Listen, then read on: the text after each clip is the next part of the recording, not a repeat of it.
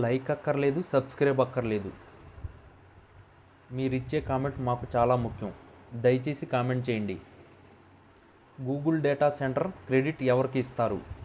జగన్కి, చంద్రబాబుకి. ఇప్పుడు ఈ ప్రస్తావన మరోసారి ఎందుకు వచ్చిందంటే, టీడీపీతో పాటు జనసేన కూడా ఎన్నికల సమయంలో ఉద్యోగులకు ఇచ్చిన హామీలేమిటి, ఇప్పుడు చేస్తున్నదేమిటన్న చర్చ వచ్చినందుకు. అధికారంలోకి రాగానే ఉద్యోగులకు పీఆర్సీ ఇస్తామని, మధ్యంతర భృతి ప్రకటిస్తామని, బకాయిలు చిటికెలో తీర్చేస్తామని ఊరించిన చంద్రబాబు, పవన్ కళ్యాణ్లు గద్దెనెక్కిన 16 నెలల తర్వాత ఇప్పుడు మాత్రం ఆర్థిక పరిస్థితి బాగాలేదని కథలు చెబుతున్నారు.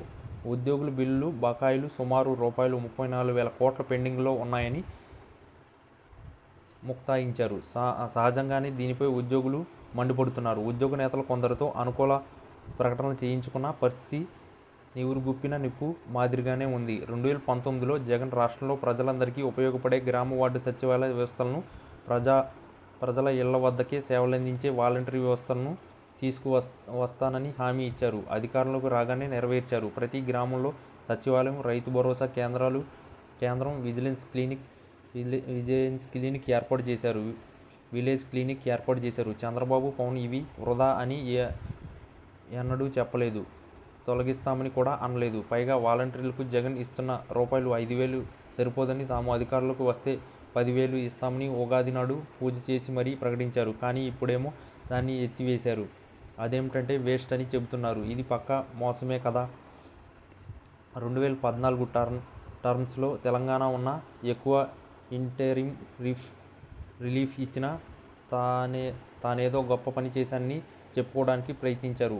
అప్పుడేమో ఆర్థిక వ్యవస్థపై భారం పడినట్లు కాదు. జగన్ టైంలో ఆర్థిక పరిస్థితి దృష్టిలో ఉంచుకుని 27% ఐఆర్ ఇచ్చి తదుపరి 23% పీఆర్సీ ఇచ్చే రివర్స్ పీఆర్సీ ఇస్తారా అని తప్పుడు ప్రచారం చేశారే. చంద్రబాబు చెబుతున్నట్లు ఇంప్లిమెంటేషన్ వ్యయం తగ్గించాలని జగన్ యత్నిస్తే అది తప్పు చేసినట్లు అవుతుంది. తాను ఇంప్లిమెంటేషన్ వ్యయం పెంచితేనేమో ఉద్యోగాల కోసమా? ఉద్యోగుల సంక్షేమంపై చిత్తశుద్ధి ఉంటే ఎన్నికల్లో చెప్పిన విధంగా ప్రభుత్వంలోకి వచ్చిన వెంటనే పీఆర్సీ వేసి ఐఆర్ ఇవ్వాలి కదా. డీఏ బకాయిలు వెంటనే చెల్లించాలి కదా. 4 డీఏ బకాయిలకు ఒకటే ఎందుకు ఇచ్చారు?